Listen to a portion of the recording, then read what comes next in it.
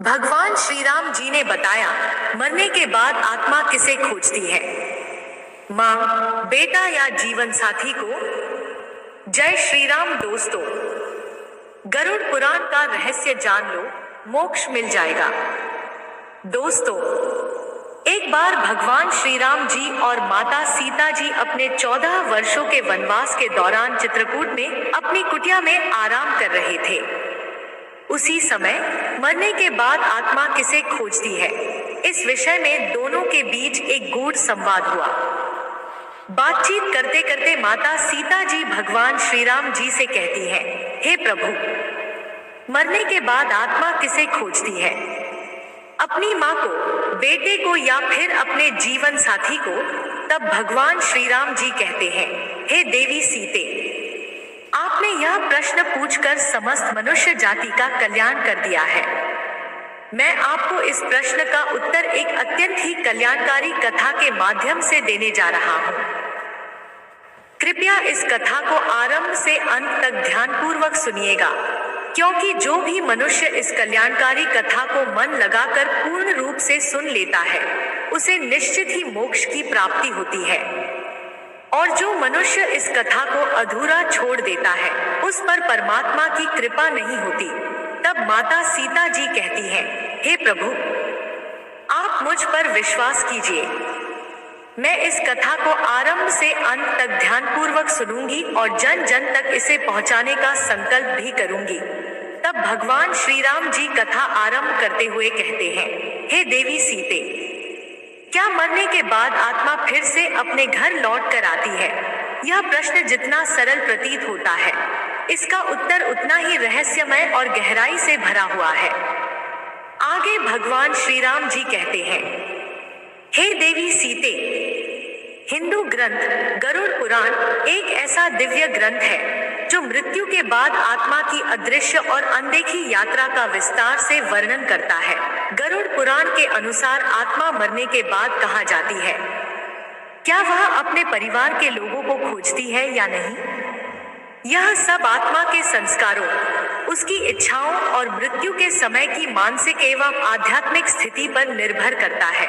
फिर श्री राम जी आगे कहते हैं, हे देवी सीते, इस रहस्यमय कथा में मैं आपको बताने जा रहा हूँ कि मृत्यु के समय आत्मा के साथ कौन कौन सी अलौकिक घटनाएं घटित होती हैं।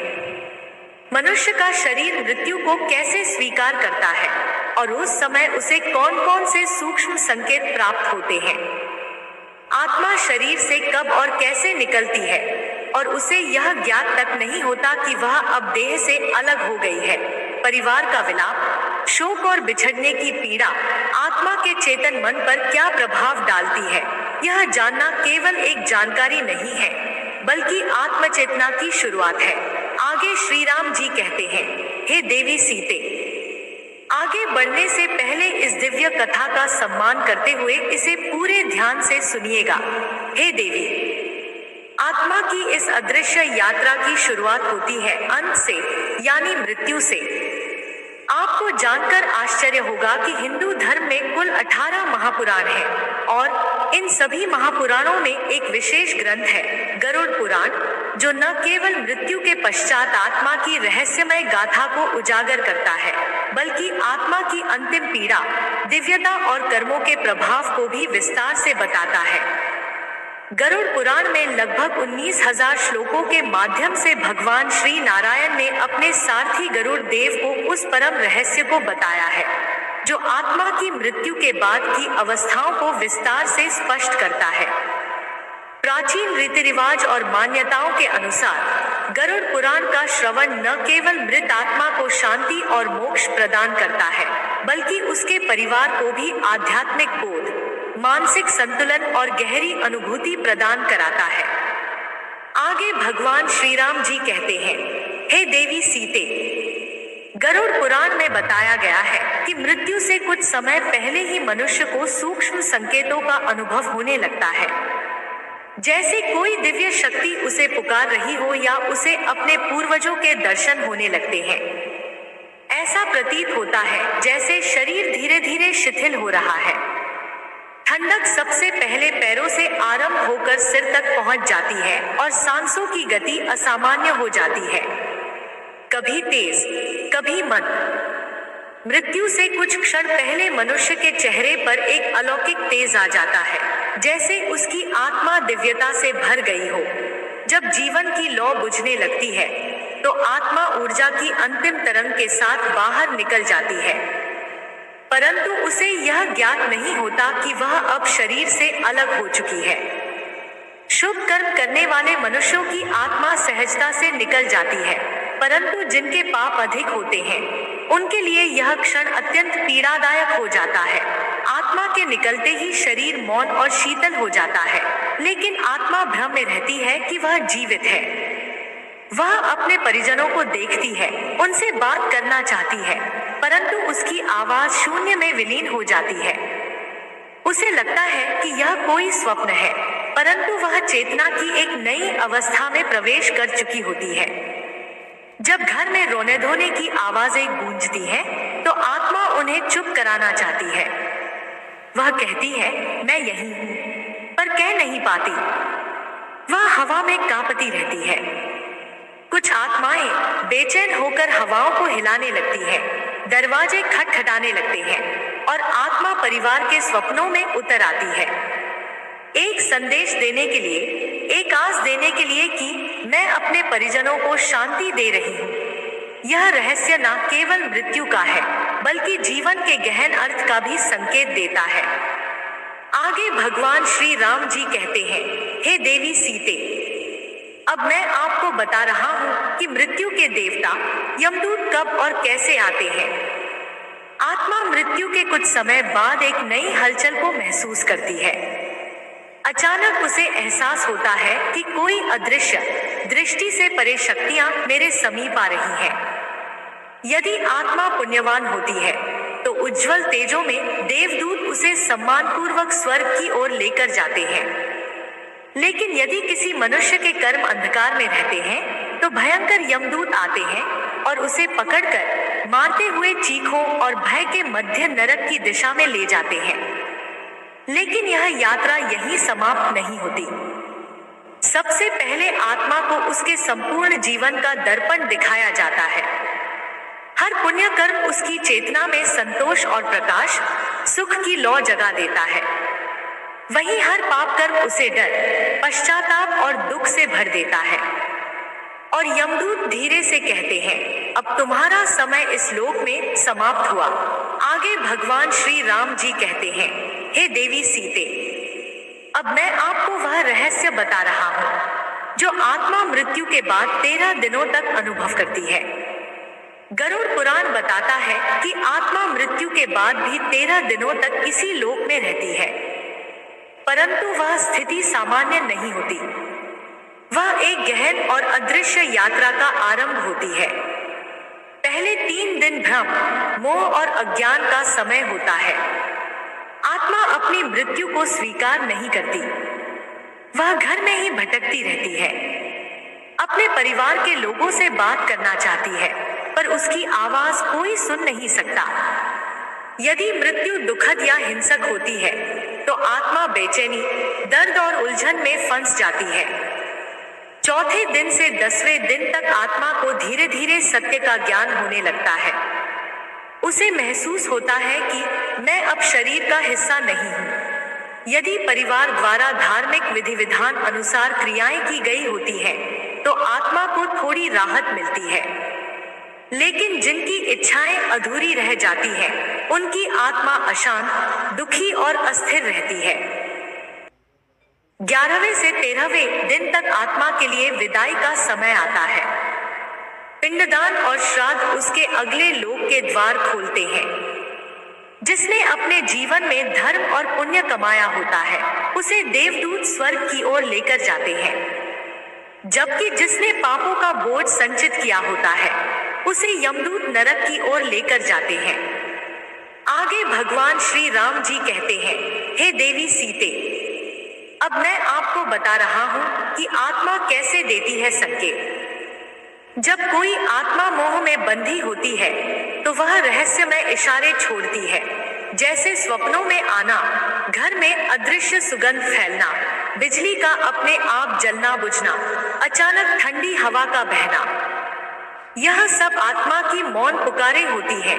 गरुड़ पुराण बताता है कि मृत्यु के बाद आत्मा स्थूल शरीर को छोड़ देती है, लेकिन उसकी चेतना बनी रहती है।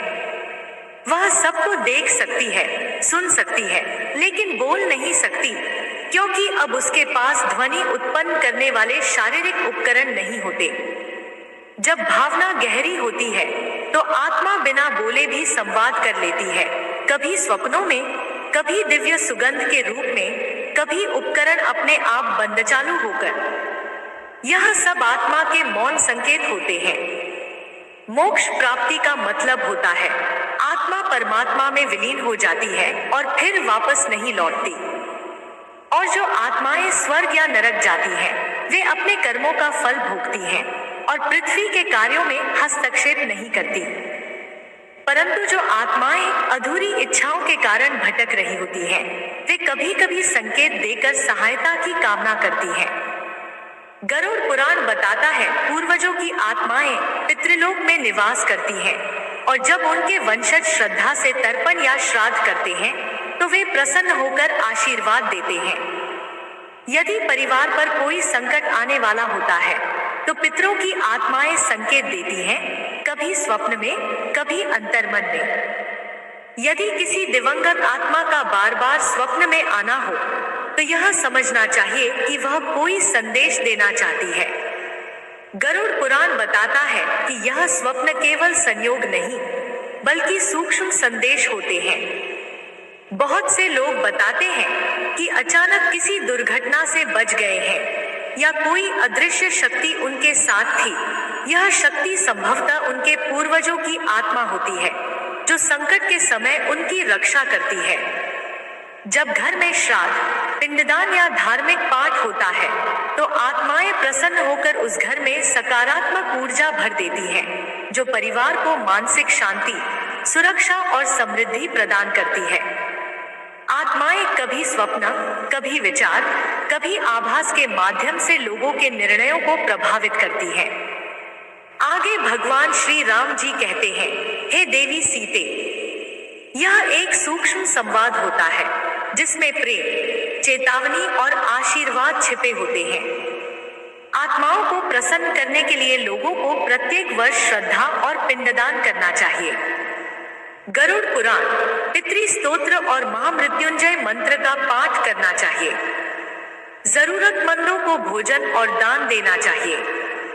इससे पितृ आत्माएं प्रसन्न होती हैं और प्रियजनों की रक्षा करती हैं। परंतु जो आत्माएं अधूरी इच्छाओं में बंधी होती हैं, वे कभी कभी खतरनाक भी बन जाती हैं। इसलिए उन्हें शांति देने के लिए विशेष पूजा पाठ, दान और मंत्र जाप आवश्यक होता है। आगे भगवान श्री राम जी कहते हैं, हे देवी सीते, क्या कभी आपको लगा है कि जब जीवन में सब कुछ डगमगा रहा होता है तो कोई अदृश्य शक्ति आपका मार्गदर्शन कर रही होती है? वह शक्ति कोई और नहीं, बल्कि कभी आपके पूर्वजों की आत्मा, कभी परमात्मा का संकेत और कभी आपके पुण्य कर्मों की छाया होती है। आगे भगवान श्री राम जी कहते हैं, हे देवी सीते, अब मैं आपको बता रहा हूँ कि मृत्यु के बाद आत्मा किसे खोजती है, अपनी माँ को, अपने बच्चे को, अपने पति को या अपनी पत्नी को। यह सवाल जितना भावनात्मक है उतना ही गूढ़ भी है। इसका उत्तर गरुड़ पुराण, ब्रह्मा वैवर्त पुराण और आत्मजागरण से जुड़ी संत वाणी में विस्तार से मिलता है। एक आत्मा सबसे पहले उस संबंध को खोजती है जिससे उसका मोह सबसे गहरा होता है। यदि माँ के प्रति अत्यंत मोह था तो आत्मा माँ को खोजती रहती है। यदि संतान के प्रति लगाव अधूरा रहा था तो आत्मा बच्चे के आसपास भटकती है। यदि पति या पत्नी के साथ प्रेम अधूरा रह गया तो आत्मा जीवन साथी को खोजती रहती है। इस प्रकार आत्मा भावना की तरंगों से खिंचती है, रिश्ते की परिभाषा से नहीं। मृत्यु के बाद आत्मा का कोई नाम नहीं होता, वह केवल भावनाओं और संस्कारों की ऊर्जा होती है। वह उसी परिवार को खोजती है जिसमें उसका मोह, संकल्प या अधूरी बात शेष रहती है। भगवान श्री राम जी कहते हैं, हे देवी सीते, अब मैं आपको एक उदाहरण से समझाता हूँ। एक माँ जो अपने बच्चे को छोड़कर गई थी, वह आत्मा बार बार स्वप्न में आती है। एक पत्नी जो पति की सेवा करना चाहती थी पर असमय मृत्यु हो गई, वह आत्मा पति की पीड़ा को महसूस करती है। एक वृद्ध जिसे जीवन भर माँ की ममता की तलाश रही, वह आत्मा मरने के बाद भी अपनी माँ को खोजती है। इस प्रकार आत्मा माँ, बेटा, पति या पत्नी जिसमें सबसे अधिक प्रेम, पीड़ा या अधूरी भावना जुड़ी होती है, उसे खोजती है। भावनाएं जहां गहरी होती है, आत्मा वहीं खिंचती है। अंत में भगवान श्री राम जी कहते हैं, हे देवी सीते, यदि आज की यह रहस्यमय मृत आत्मा की यात्रा आपके हृदय को स्पर्श कर गई है, तो कृपया इस जानकारी को श्रद्धा रूप में अपने परिवार व मित्रों संग साझा करें। और यदि आप चाहते हैं कि ऐसे ही दिव्य सत्य आपके जीवन को आलोकित करते रहें, इस प्रकार भगवान श्री राम जी ने माता सीता जी के माध्यम से समस्त मानव जाति के कल्याण हेतु इस ज्ञान को बताया है। आत्मा के इस रहस्य को जो भी जान लेता है, उसे मोक्ष की प्राप्ति संभव है। आशा करती हूँ कि आपको यह कथा अच्छी लगी होगी। अगर यह ज्ञान अच्छा लगा हो तो वीडियो को लाइक करें, चैनल को सब्सक्राइब करें और इसे अपने परिवार, मित्रों संग साझा करें।